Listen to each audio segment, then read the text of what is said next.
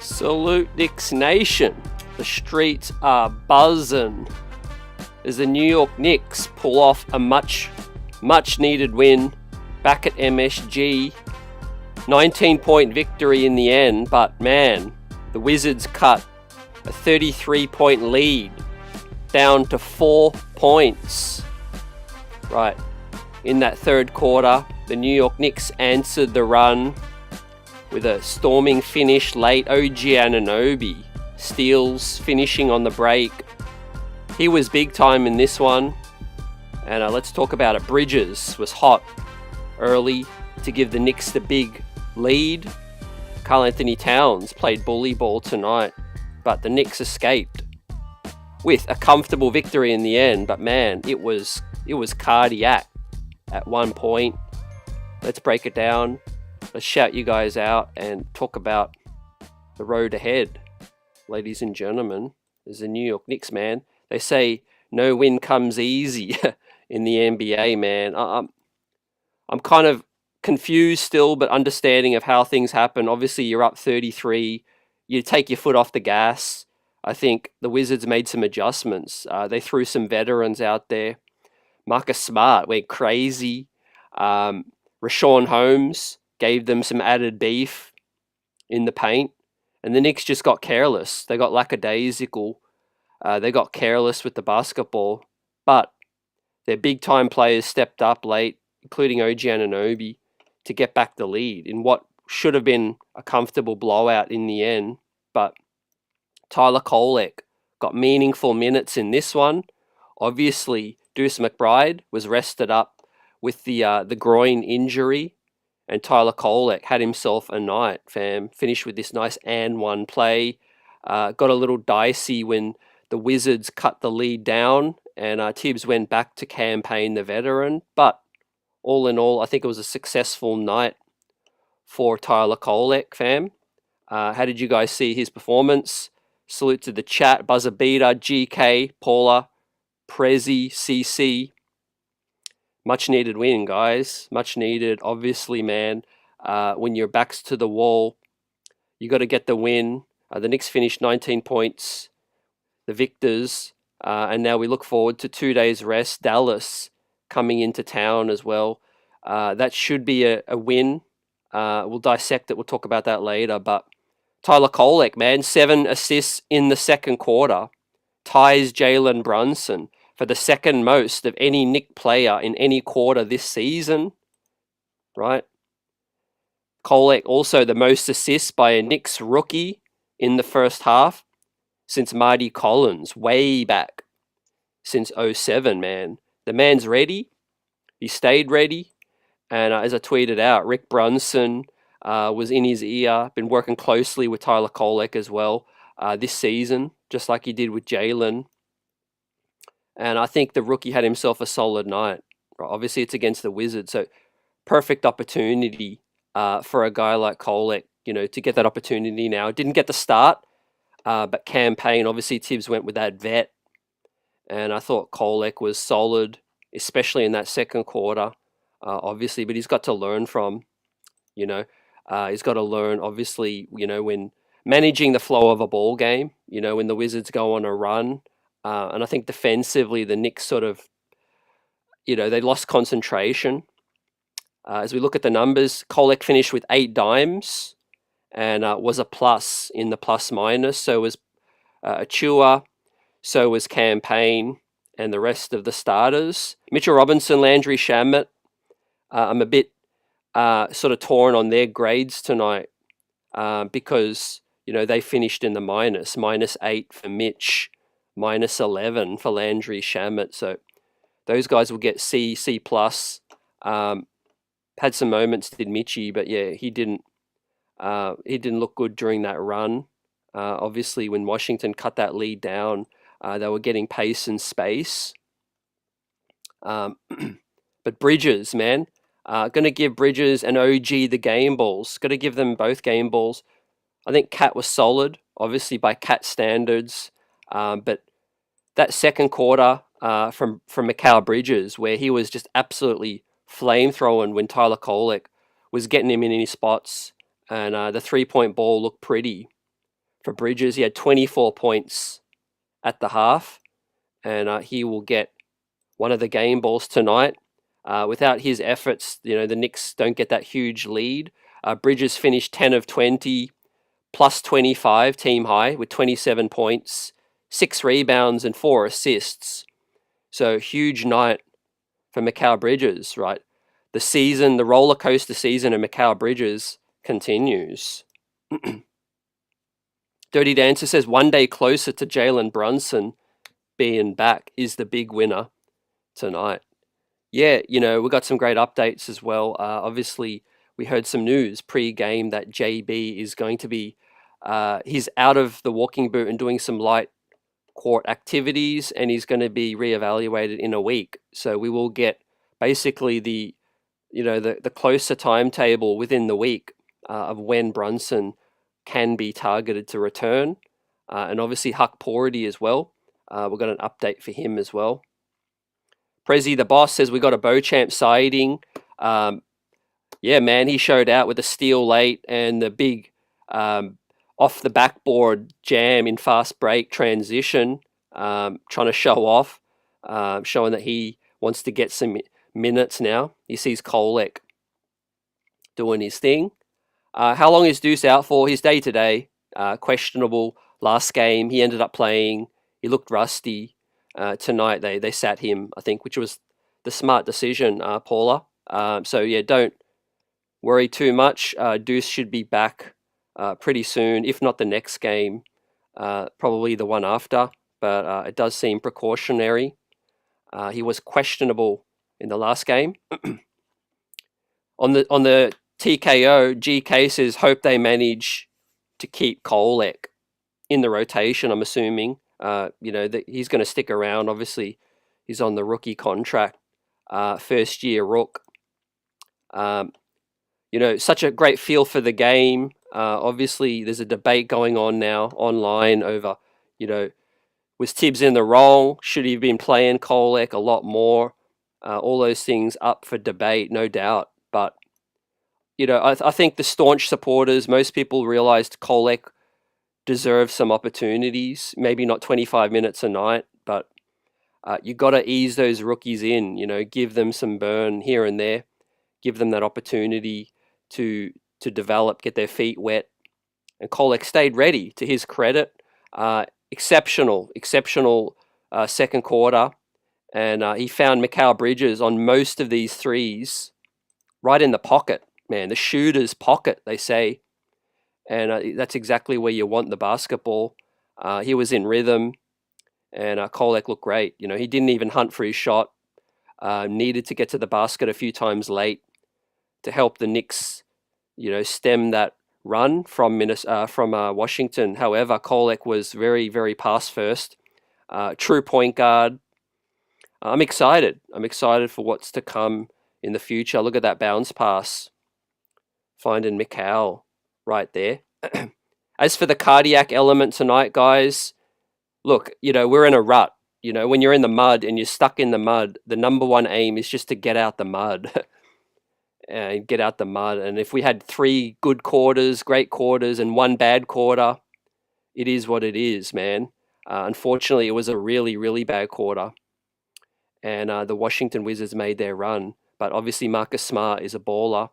Got to give him credit. He's out there to do a job and get the younger players playing hard. I thought Rashawn Holmes was very instrumental as well. Jordan Poole hit a few shots. Their rookies, especially AJ Johnson, was active as well.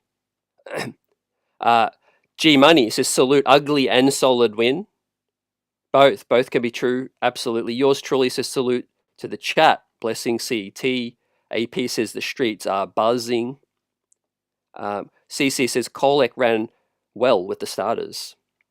Yeah, we're seeing real development. I think, like I said, he's been working with Rick all season, and he definitely was great. He played the whole second quarter.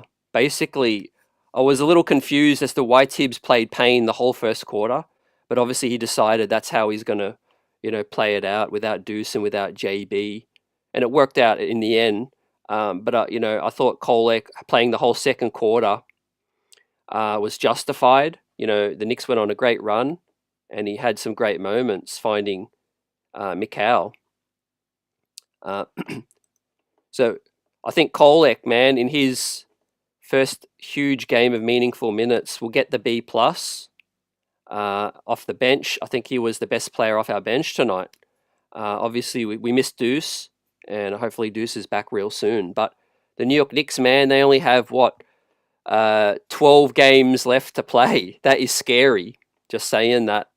Indiana picked up a big win tonight as well, but the Knicks will hold on to what should be a 3-4 game cushion. We'll update the standings in a minute. But obviously the New York Knicks needed this much needed win. Got Dallas coming into town on Tuesday. That's a must win as well, with Dallas struggling right now. But I mean, the man of the game, Bridges, OG, Cat, take your pick. I did think obviously that run from Bridges was just exceptional, the best run of the game, and OG was the best finishing with extra juice and energy. I like OG's power to the rack. OG finished with a couple of steals, plus 12, 23 points, was efficient from downtown, 4 of 5, 80% from downtown. So that was really, really crucial for OG, finishing 8 of 12 and only played 30 minutes. So small victory tonight that OG Anunoby played 30 minutes. And that's great because, we got 2 days rest now. Obviously, this 9-man rotation, that's the biggest takeaway from me, guys, tonight. Like, whether you want Tibbs to play Kolek, whether you want him to play somebody else, man, I've already said on record, as long as he plays 9 guys at least, I'll take it. That should be the aim, man. None of this 8-man, because it's not sustainable. People can debate for days whether or not Tyler Kolek is ready, right? Your eyes can tell you whatever you want to believe. He can play, no doubt about it. But obviously, 8-man just not justifiable. And so, the other game, the bad loss, Mitchell was out. Mitchell Robinson was out as well. And we needed, some more guys to come in. Precious hasn't been playing very well recently. I can't wait for Huck Porty to get back healthy as well. So just on that note, let's bring up some Huck Porty updates for you all. As well as we'll just touch on the JB updates, then hit up the grades. But yeah, Tibbs reveals that Huck Porty, recovering from the torn meniscus on the left knee and the procedure that he had, is now doing a little bit more on the court. Huck Porty has been out since injury on Feb 26, and he's the only true center on the roster outside of Kat and Mitch.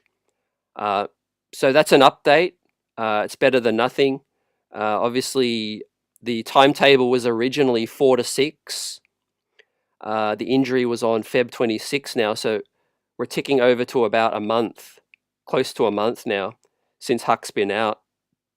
There's at least 3 to 4 weeks remaining in the season.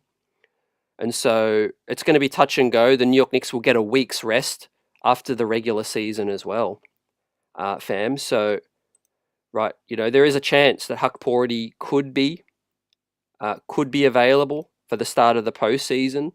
I would say that would be awesome. And I think, what do we got? Another 3.5 weeks, and then a week after the regular season for the play-in tournaments to play out. That would take Huck Porty to probably, 7 weeks since the injury, 7-8 weeks. It just depends how he feels. Do you want to rush him back? He's probably not going to be in the rotation to begin with anyway. So, but it would be nice to have him ready and available in case, Precious Achua's play was to dip any more, or, Mitchell Robinson or Kat miss some time. Also on the JB front, Jalen Brunson is doing more controlled court work, and they will update us more on his status in a week as well. So there we have it, ladies and gentlemen. They said they were going to reevaluate Brunson, and we were told that we were going to get a new timetable, and then that is going to come in a week. So can't wait to have the captain back. Obviously, we're treading on the treadmill with JB out, learning ways to pull out wins, and that is critical for confidence and belief.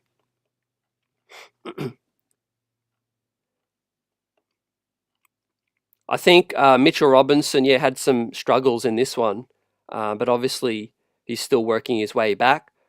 James says, let's take the win and let's go Knicks. Patrick says 90% of the guys who make it to the big league got talents. Yeah, absolutely. Basketball's a game of runs as well, and confidence to make or miss league as well. But OG started the game strong, and he finished strong as well. So I've been really pleased. I guess the silver lining in this funky stretch has been OG Anunoby. He has looked a lot stronger physically and a lot more efficient since returning from that break. What do you guys think? He's shooting the basketball really well now. It's probably our most consistent shooter right now. And obviously we know Bridges can get hot as well at times. The grades are subjective as well, so always give us your thoughts. I'd love to know your thoughts on these grades individually. But yeah, it is tough trying to do this on the fly, getting ready for the show as well as watching the games. And I do think sometimes I can grade a little harsh, sometimes I can grade a little generous at times, but I always look at what was the result in the end. Like, yeah, there was a cardiac third quarter or early fourth quarter, but you get the win. That's all that matters at the end of the day. I distinctly remember the Wizards almost beat us in one of those other games. Or maybe they did beat us in one of the games earlier in the season, I forget. But they probably did give us more problems in one of those games where we had Jalen Brunson. So I'm not going to go too crazy on these guys right now, man. The travel schedule's been brutal. They were up by 33 points. They did the heavy lifting. They let go of the rope for a bit. This isn't a team of superstars right now. It's a team of confidence players, I would say. These guys are a bunch of confidence players, you know. The unfortunate thing is when they're in a rut, you know, they really need someone to step up and pull them out of that rut, you know. And it looked like they were just in quicksand throughout this game. And it was Cam Payne hitting that big three. So he'll get a B for me despite some erratic play. He, you know, moved the lead from 4 to 7 with that huge three. And basically the New York Knicks, you know, didn't look back after that. And then OG got some steals, got in off to the fast break as well. I thought Karl Anthony Towns was doing what Cat needed to do. He bullied Alex Sarr and got his huge points and tally with that one. As we pull up the box score right now, huge plus minus for the starters. OG plus 12, Hart plus 22, Cat plus 20, Bridges plus 25, Cam Payne plus 14. I mean, if you look at that in totality, you know, the New York Knicks absolutely dominated this ball game for the most part. That 42-17 run was crazy. Like I said, I'm not going to lose my head.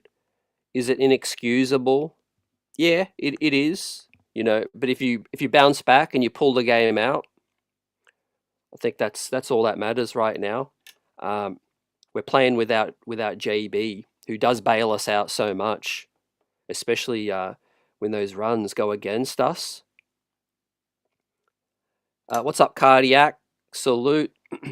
Lily Phillips, there's lots of potential with Tyler Kolek. That's why he was, you know, dubbed as a first-round pick, and yeah, 100% agree. with you. Did we see anything different tonight? No. He just does what he is good at. Finding guys, not looking for his shot, pass first point guard. 101, ladies and gentlemen. And, he just needs to stick to that bread and butter, not try to force it. A lot of rookies go wrong, when they try to, venture out into the deep waters. You see guys like AJ Johnson and, Bub Carrington, and we saw Keyshawn George tonight, that, they've got expanded roles, but even some of those guys, try to, venture out of what they should be doing, trying to create shots and things like that. But TKO, he knows what is going to get him a 10-year career in that league. Also, I do feel like Tyler Kolek would have finished with 10 dimes instead of the 8. His first couple of minutes, guys missed some shots. Guys missed a layup. I think a guy missed a couple of open threes. So Kolek could have very easily had 10 assists tonight. But yeah, he's just a guy that you can imagine that guys would love to play with right now. Patrick says we don't need DeLon Wright. We can waive him. We'll see on that note. The Knicks can still make a move in the final week of the season. Maybe they do end up waiving someone.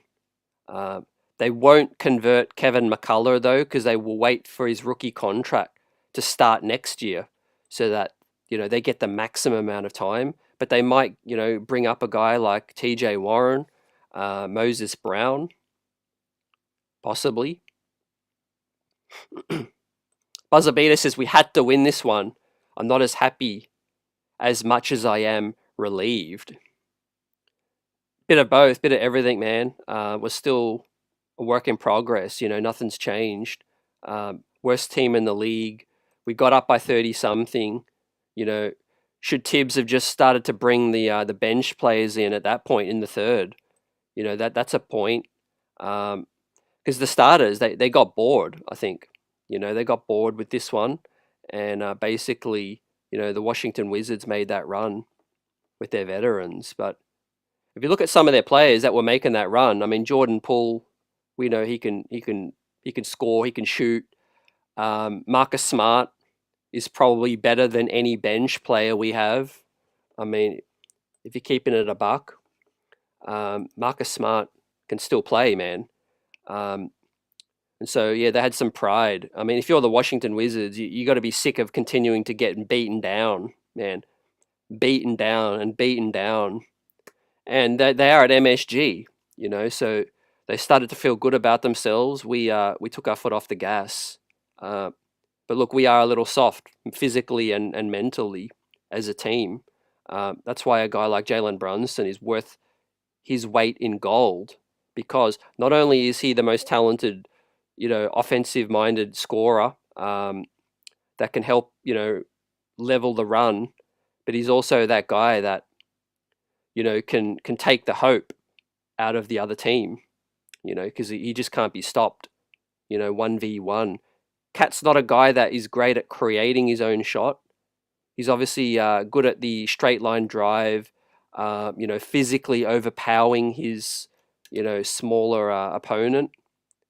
But we do lack some shot creation with this team.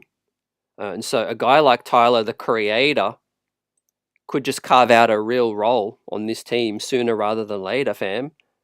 On that, give us your thoughts on the debate, because I said last stream, I'm not making an excuse for Tibbs, but if you're thinking in Tibbs's position, in terms of yanking Cameron Payne's minutes earlier in the season for Tyler Kolek, I don't think a coach is likely to do that because of the locker room situation. You had a veteran like Cam Payne sign for you for the veterans minimum. And generally, when the president Leon Rose and the GM signs a veteran for a veterans minimum, they're promised a certain amount of playing time. They're promised a certain amount of role and playing time, and so it'd be a big call earlier in the season for Tibbs to say, "Hey, Cam Payne, look, I'm going to go to the rookie now. That's going to, that's a big call. That could cause something in the locker room. And so it is tougher to make than people, look at. I do feel. But at some points in the season, I do feel like Tibbs could have expanded his rotation, and played Kolek more minutes at certain times. Maybe not 20 minutes a night in the rotation permanently, but there was a lot of back-to-backs. There was a lot of guys, banged up, you know, garbage time minutes. There was games where the Knicks starters just didn't have it. There was opportunities, and I think, you got to be alert. You got to stay ready. Deuce, this is the first time in the season, I think, where Deuce and Jalen Brunson has been out, and Kolek got his shot. Kolek had that chance and he took it, and so that is gonna build more trust. That's gonna build more trust with Tom Tibbs. It's like, hey, you could do this job now. I went to you with Brunson and Deuce out, and now I know. So it's going to be interesting to see. Maybe they decide to say, hey, Deuce, just sit out a little bit, rest up, and we can get by. We can get by until you're back. But hey, that second quarter was pretty, guys. It was great ball movement. Al Tango says, salute to you and family. Kolek looks like a decent facilitator.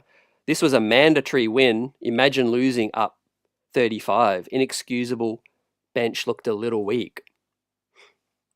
Yeah, I think the travel has taken a toll on this team, physically and mentally. We have a few guys playing within themselves right now. Precious Achua, Mitch still working his way back. Inconsistencies from Landry Shamet, like you said, and that is probably the best starting argument for why Tyler Kolek, deserves regular minutes. And I hope Pacome Dardier is close. And we know Huck Porty was getting a shot before he went out. Does Beauchamp deserve an opportunity as well? He looked decent in those minutes. What do you guys think? Now, Campaign, 4 of 12, not as efficient tonight. He'll get the B, but he got the start tonight. Campaign still finished with 7 dimes, plus 14, 13 points. I think it was just an average Campaign game, but he ran the show. He gave us 30 minutes, got to the line, 4 rebounds. Obviously, you want him to shoot a bit more efficient or pass the rock a lot more. But the big 3 that Campaign hit was huge, man. I mean, our hearts were in our mouth, right? After a comfortable first half, you thought, all right, let's switch over. Maybe some of y'all admit you switched over the channel, putting on the NCAA, maybe putting on some Netflix, and then you switch it back. It's like, hold on a minute. Hold on. 4 points. How did it get down to 4 points? There was a lot of hero ball.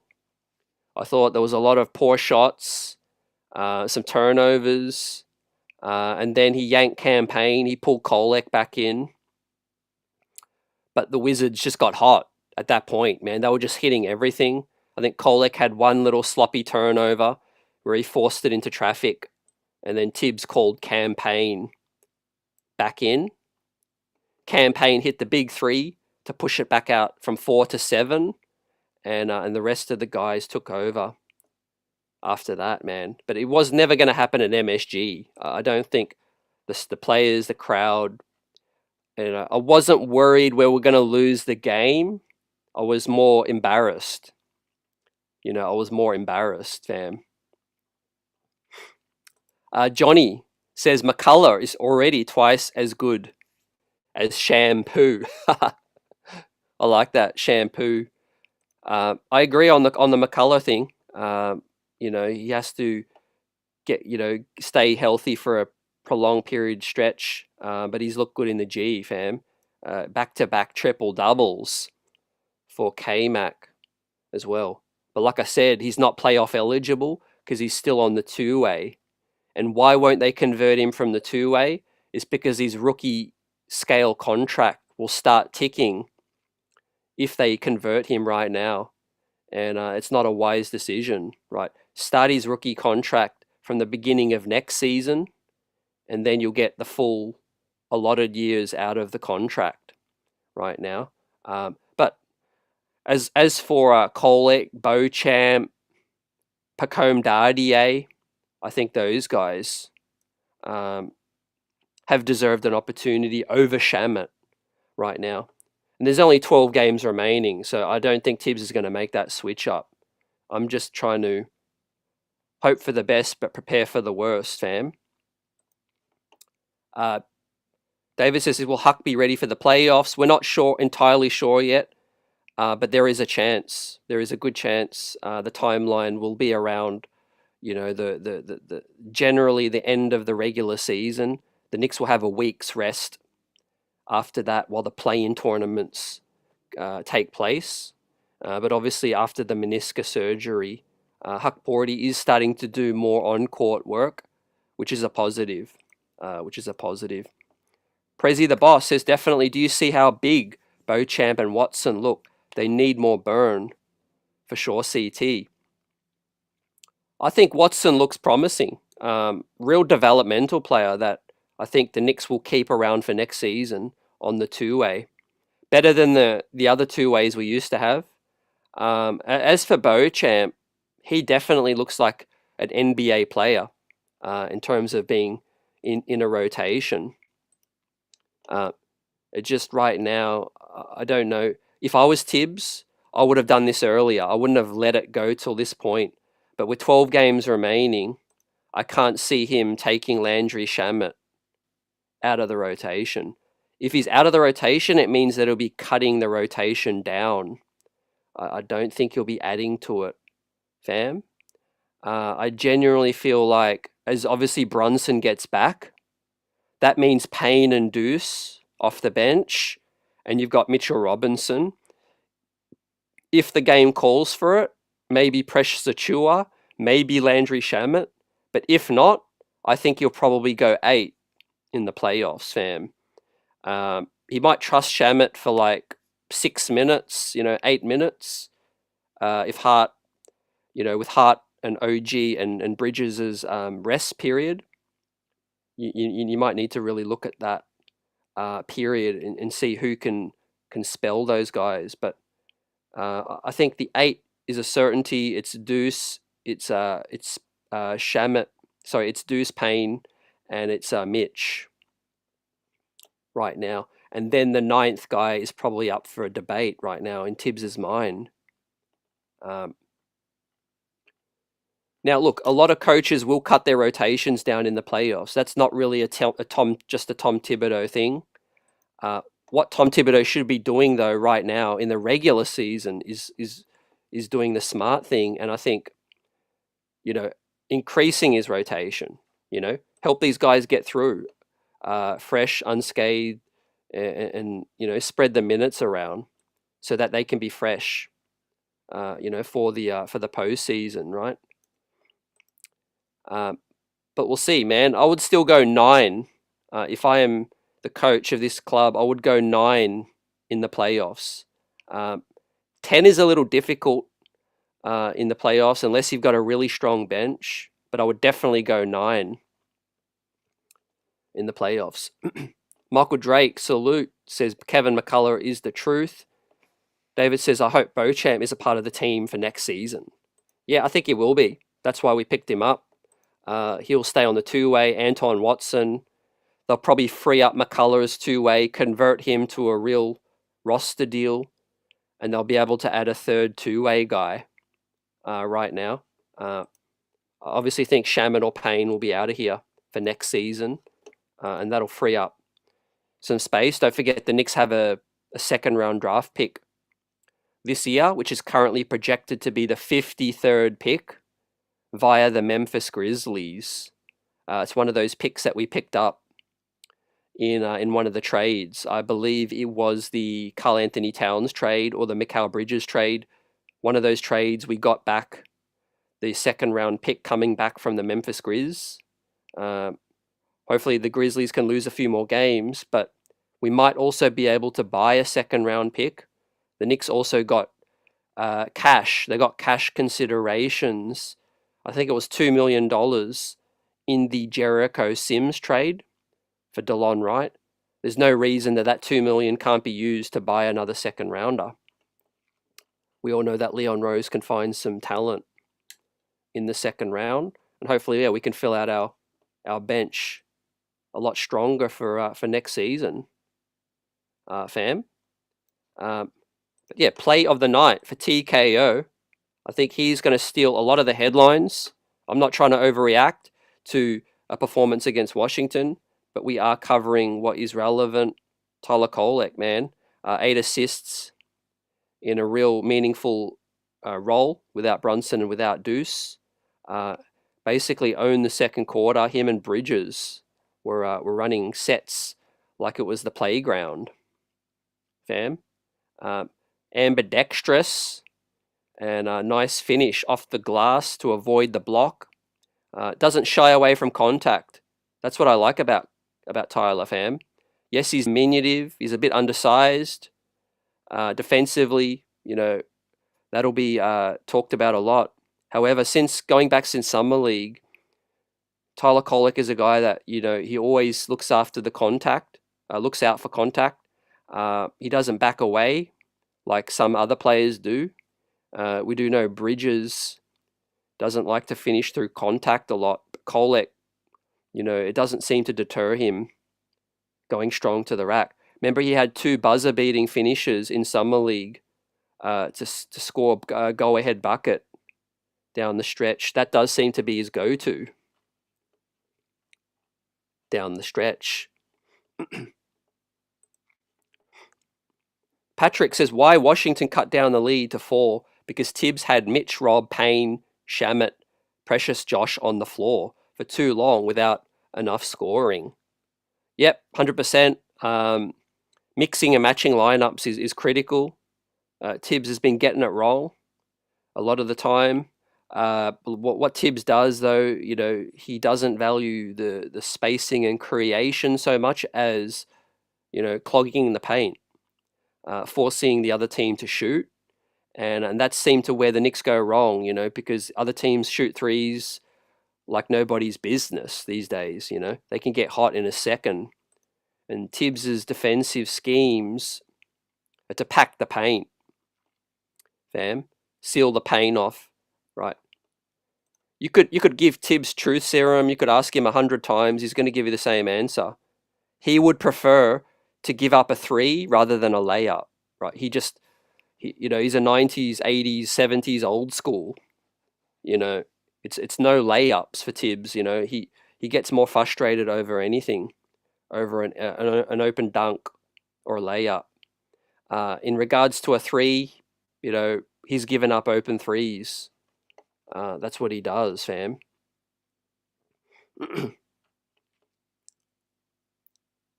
Johnny says Kolek plus Bridges is that winning combo. Tonight it was 100% on point. Dinell says he should be taking Shamet's minutes. Kolek, I'm assuming, a little undersized, but I do feel like you could take Payne out of the rotation and just see what that looks like. He could have done that earlier. Doing it now is going to be a little tricky with 12 games left in the season. But look, Kolek's been getting some solid development in the G, so I don't think it's the worst. It's not the worst situation. Payne's here for a cup of coffee. I don't think he'll be re-signed, and I do expect and hope that Tyler Kolek will take the reins next season, guys, as the backup. I think Tyler Kolek next to Deuce McBride would be excellent, because you do know Kolek is going to find you. We do know Deuce is thriving in the catch and shoot, and Deuce does not thrive creating his own shot. And so TKO next to Deuce next season, sign me up, fam. He will get Payne's minutes, I think, next season, and deservedly so, fam. 8 dimes. He could have had 10. Had 3 steals. as well. Let's shout out his defense tonight. He was getting in passing lanes. He had quick hands, and he was stealing the cookies from the cookie jar. Finished +5 tonight. Did Kolek. And 2 personal fouls. I thought defensively, it wasn't killing us. They weren't really taking advantage of Kolek.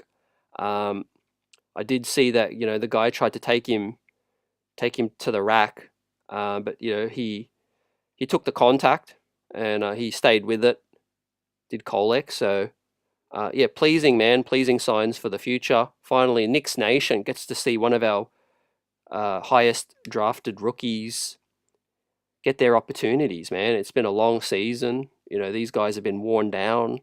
You could make the case easily that Kolek should have been playing as a 10th guy, eating up somebody else's minutes so that, everyone can be more rested, right? But the G League reps have done him well, man. He's been solid in the G. Tyler Kolek, if we rewind in the All-Star period, he won the G League Showcase MVP. It was the G League Showcase game where our rook shone, and he took the accolades of MVP for the Showcase game. He had 30 points. He had double-digit dimes. So he's been doing his thing. And he deserves his chance now. We'll see how many games Deuce might be out. Shez V says that John Stockton was undersized as well. Yeah, it's about, I guess, angles, working your passing lanes, all of that.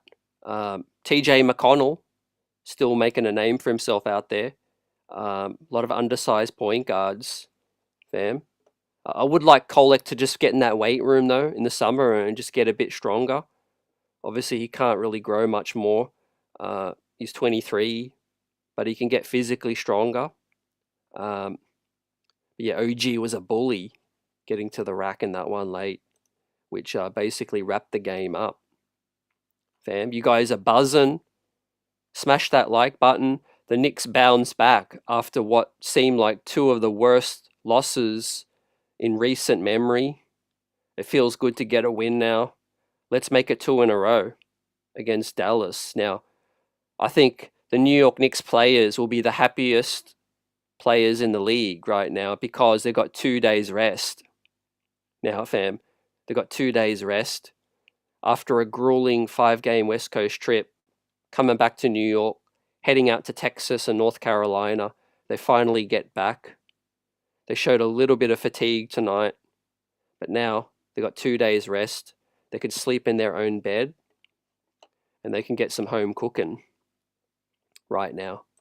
For those that are wondering also, Pacome Dardier wasn't on the bench tonight. He was out with an illness, I think, injury management or illness, but he was also still assigned to the G League as well. Had himself an amazing performance the other night. I'm going to bring that up right now. We've given out the grades. Yeah, let's look ahead. We're not going to stew on this win too much. Let's look ahead at the standings, favorable playoff matchups, all of that.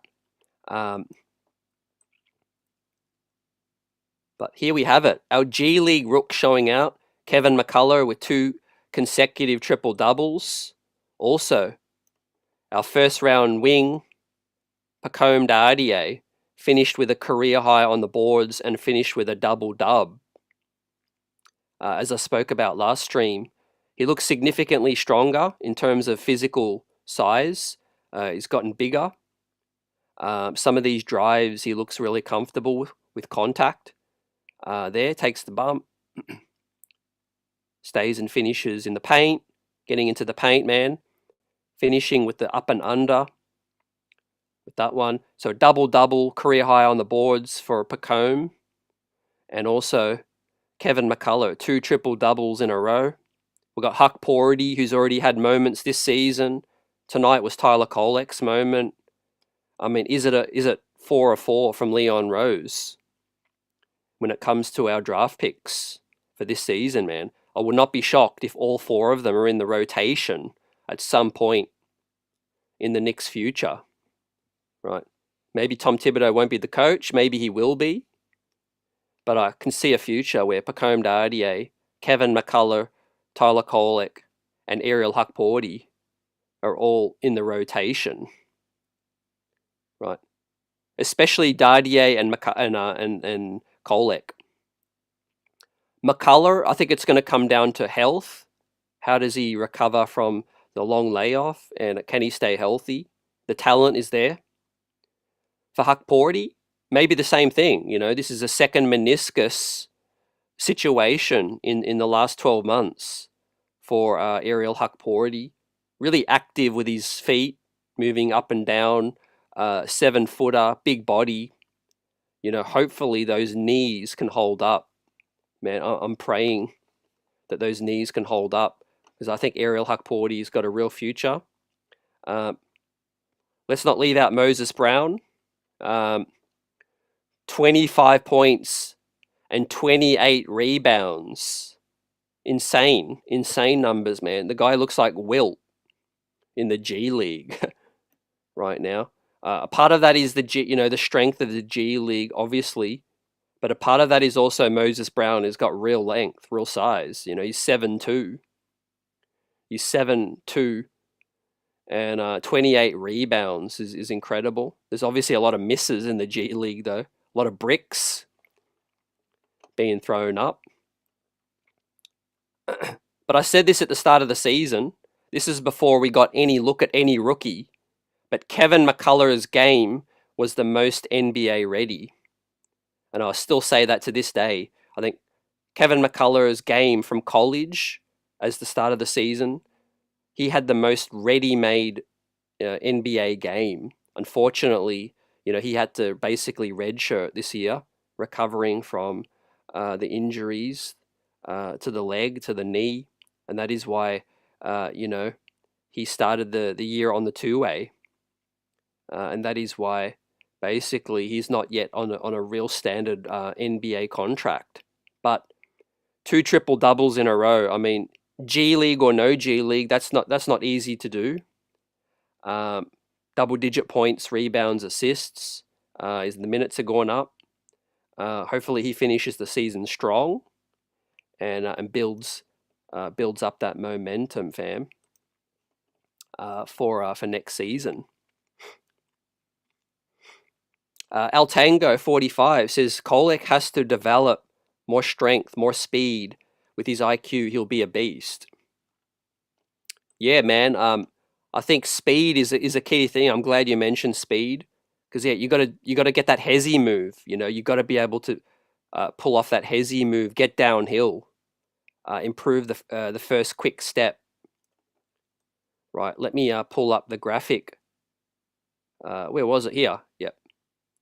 Rick Brunson, ladies and gentlemen, has been working with Tyler Kolek all season, behind the scenes, closely. Obviously, Rick had a huge hand in the development of Jalen Brunson growing up, man.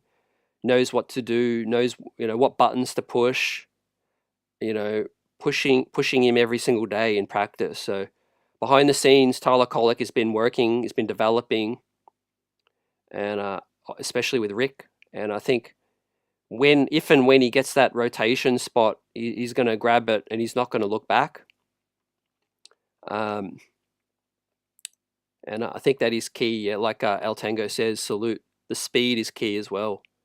You got to be quick as a point guard. D. Grant says we need to play Kolek more. And AC says if they can, Tibbs, Big Huck will carry him out of the building in a potato sack. Patrick says Mitch Robb is still not fully comfortable on the floor with his timing. He needs more cardio. That is true as well, Patrick. Definitely. I think it does take... It depends how long you've been out. But I think it does take at least 10, 15, 20 games, especially for a big, to get their timing right, fam. But look, Hukporti might factor into this playoff stretch down the stretch at some point. because he's a guy that can allow you to play Mitch and Cat, and you've got another true 7-footer behind them. Right now, we ain't got no one behind them. You know, we've got Presh Sachua, 6'9", who is a bit overpowered against traditional fives. And we've also got Anton Watson, who's really a power forward. So, yeah, we traded out Jericho, and we got Huck Porty some minutes. Unfortunately, the meniscus thing happened, man, but he is definitely on the recovery. And look, it could be like two brand new signings getting... Well, it would be like two brand new signings getting JB and Huck back for the first round. Now, let's turn over the page and look ahead, because I mentioned that week after the regular season is finished, the Knicks will get at least a week, 5 to 7 days rest before the round one commences. So that is definitely good for rhythm, for practice, and obviously in the case of Brunson and Huck Porty, that could be the difference between them being ready for game one. You know, game one, you know, and being ready before then, and getting some reps also. Now, the Knicks have achieved their 44th win on the season tonight. We've got Dallas next, first of a back-to-back. We've got the Clippers, right? If we can beat Dallas, the Clippers one would be tough, but I think that's a 50-50 game. Milwaukee on the road.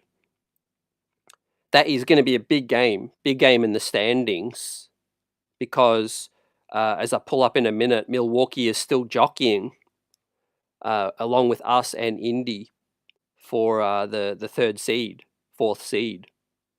And then the Blazers come into town. That should be a win. So that should be 3 wins there. That'll take us to 47. Then Philly come into town April 1st. April Fools. Philadelphia been acting the fool this year. That should be a win. That would take the Knicks to 48. Cleveland, right after that on the back-to-back on the road. That is the 3rd game against Cleveland on the season. Cleveland will be probably still fighting off Boston, possibly to confirm the number 1 seed. We'll talk about that in a minute, because there's only a 5-game cushion, with Cleveland losing 4 straight games right now. That's one of the more underrated stories in the NBA right now. Cleveland on a 4-game losing streak. So Cleveland could still be playing their main guys in that one to confirm the number 1 seed. So I'll probably say that's a loss. ATL on the road, that should still be a win. Brunson might be back. That would take us to 49. And then you've got 5 games left. Phoenix, Boston, Detroit, Cleveland, and Brooklyn, right? That could be a 50th win right there, ladies and gentlemen. I don't see the Knicks getting more than 50, but I think there is a chance they can get 6 more dubs, I think, to equal last season. What do you guys say about that? El Tango says, I think we're going to bring up Moses Brown and TJ. I think the Knicks have an arrangement with both of them and are waiting till April to be able to get the 2 players instead of just one. You might be onto something, fam. I do know the Knicks can make some moves in the last week of the season. However, I'm not sure if Moses Brown would qualify, because you had to not be on an NBA roster until... actually, no, he was waived. He was waived by the Dallas Mavericks just in time. And of course, TJ hasn't been with an NBA team this season, so he is eligible for the playoffs. But let's see. I think Moses Brown less likely, because Huck Porty is still here. Mitch is healthy. But TJ Warren could be an opportunity for them to make that signing, or maybe even convert Marjon Beauchamp. I would probably lean towards Beauchamp, to be honest. If they are going to cut DeLon Wright And he does seem like the elephant in the room because they're not going to cut Landry Shamet right now. He's in the rotation, right? They can't cut nobody else, right, from the main roster. The only guy that would lose their spot on the main roster, I think, would be DeLon Wright. Tonight, Deuce out, Brunson out, and he still doesn't get in. Kolek gets the chance. So the writing does seem to be on the wall for DeLon Wright. Maybe they're getting a closer look at Beauchamp. I think in a playoff series, I would definitely go for a Beauchamp. You know, especially going up against Cleveland, man. DeAndre Hunter and those wings, and then Boston's wings as well. We need more physical size right now. Heck, I'd be playing Dardier.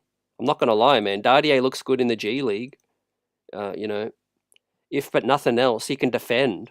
You know, he's 6'9". You know, he looks stronger physically now.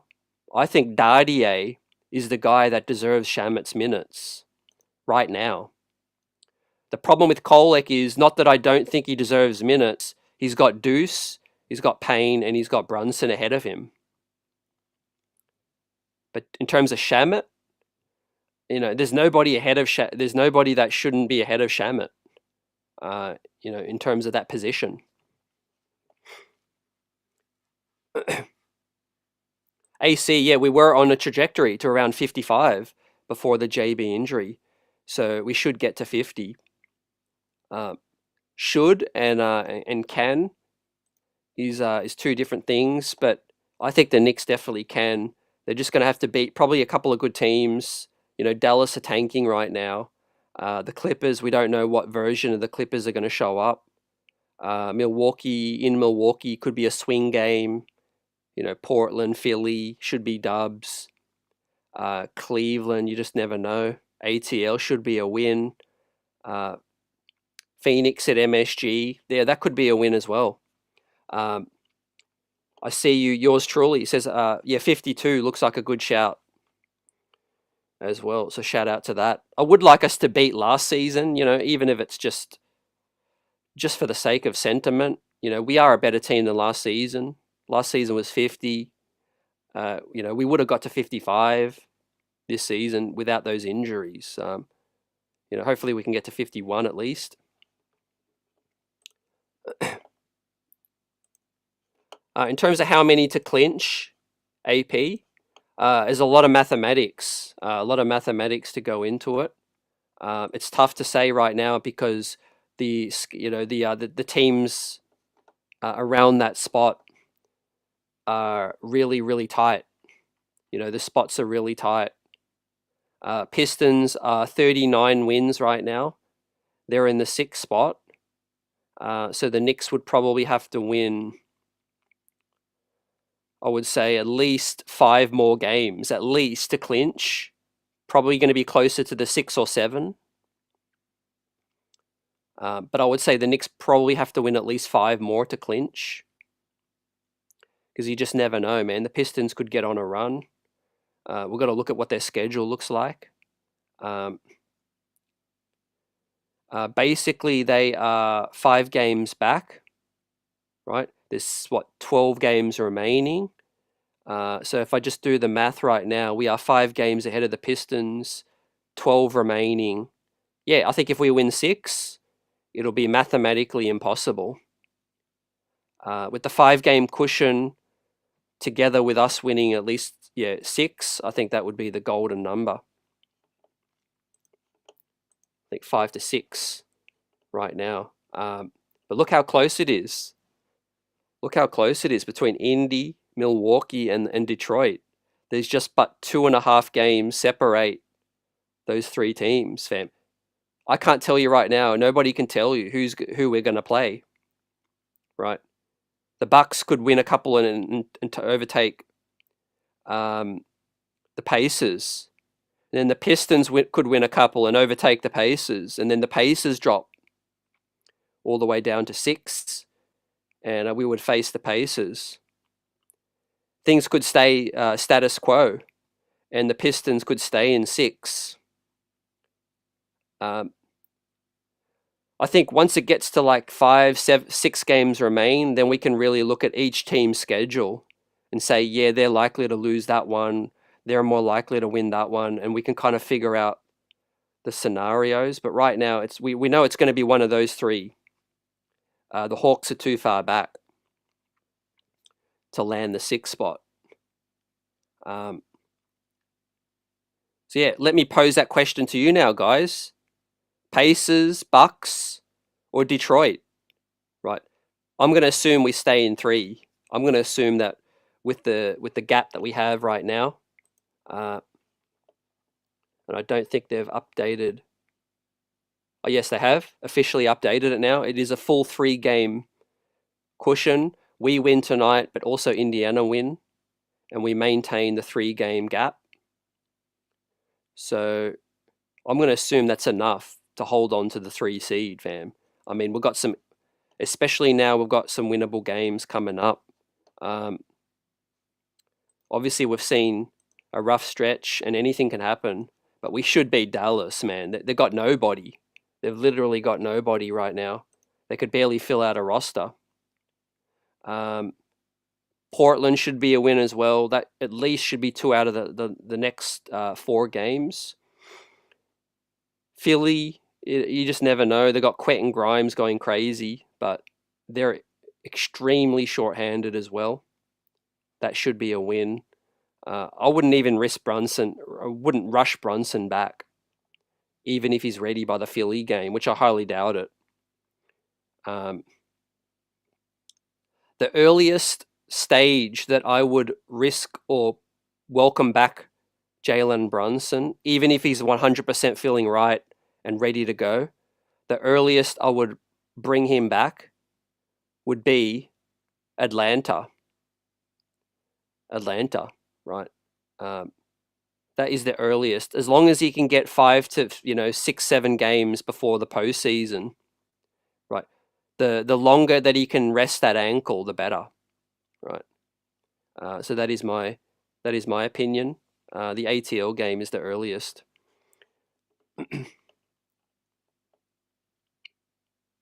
Yeah, Altango says it right now. We need around 7 to clinch, but I do think once Detroit lose a couple of games, it'll come down to 6, 5 or 6. AC says that ATL is always a tough game. Trey and company play us hard and don't sleep on any Atlanta game. Yeah, definitely that could be a 50-50 game. We've got Dyson Daniels playing hard right now as well. 12 to go. Gangstar says play Kolek some more. He's getting his shot right now, and he's definitely doing the best to hold on to that spot.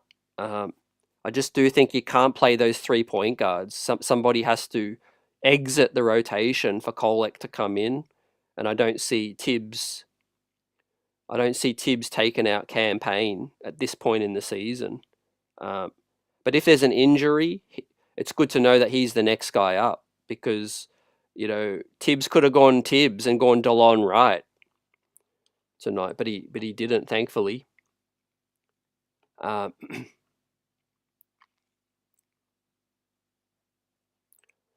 Lionel says Detroit is not an easy out, but Knicks in 6. Yep, I like that. I agree. I think the Knicks it will be a hard-fought series, and it won't be over in 5, that's for sure. But Knicks in 6, definitely, man. Also, I like that there's this narrative now that the Knicks would struggle against Detroit. Like, I like that. The more the Knicks are underdogs, I think the better, right? I don't think that the Knicks have thrived with this favorite label. We shouldn't be favorites against no one, man, technically, because we could lose to any team. So I like the fact that people are talking up Detroit. Talk them up, man. I think that's going to be more fuel for the Knicks fire, I think. Now today we had the Warriors lose to the Hawks. Everyone hyping up the Warriors as championship contenders right now because of that run they went on. But no Steph Curry at the moment. The Pacers picked up the win. And we've got a couple of games on the West Coast right now. So, hey, the Knicks got back, right? They bounced back. It was a cardiac situation in the late third, early fourth. But the Knicks' big dog stepped up, right? Karl-Anthony Towns, hustle and muscle. OG Anunoby getting some steals. And Tyler Kolek taking his opportunities off the bench behind Cam.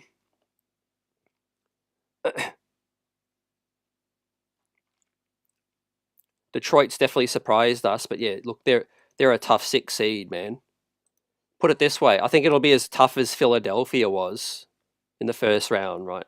It's not going to be any easier than Philadelphia was. And we all know at various stages that Philadelphia series felt like it was just going to go on and on forever.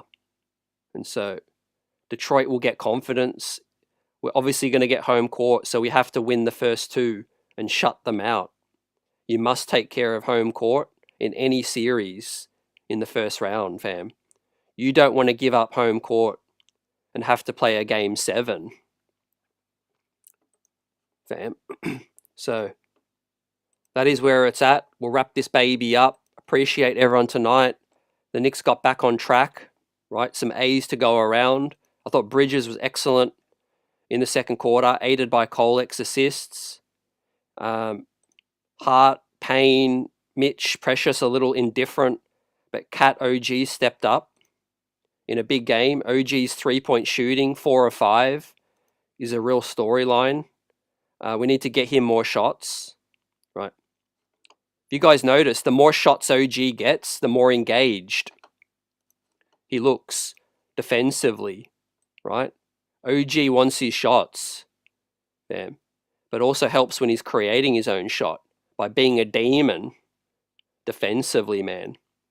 What a play this one was, man. He thought he could put OG in the spin cycle, but OG stole his lunch and some. Finished through, 3 guys, man. That should have been an and one right there. So OG, one of the recent MVPs, his health, his play is paramount. Paramount to any wins that this team is going to get, man. Right up there with JB and Karl-Anthony Towns, fam. Bridges, we know he's going to be up and down. He comes and goes, but we need OG out there, man, locking it down. And hopefully Mitch can start to play more consistent as we head into the run before the playoffs, right? He needs to use these next 12 games to get his conditioning back up to full speed and continue to rebound and astound, ladies and gentlemen. So yeah, all in all, right, it was some bumps along the way, but the New York Knicks get back on track. 44 dubs on the season now. We've got some word that Jalen Brunson is going to be reevaluated in a week with a new timetable provided, which will be interesting. Ariel Hakporti is back doing some more work on the court now, hopefully getting ready for a playoff return. And Tyler Kolek got his major moment at the Garden tonight and helped the Knicks get the win. Right, so let's bury this one now. Move on to Dallas, and no letdowns. Right, no more letdowns. I think we'll see a much more spirited Knicks because of the 2-day rest coming up. The Knicks can spend the weekend, chill out now, enjoy their Sunday. Everyone, enjoy the NCAA, and hopefully come back with another win on Tuesday night against the Dallas Mavericks. Right, so blessings to everyone. Peace up, Knicks Nation. And let's get ready for the playoffs, right? 12 games left. We have to up our game now, right? We have to flip the switch right now because you can't just flip it when the playoffs arrive. You have to turn it on and get ready. Peace.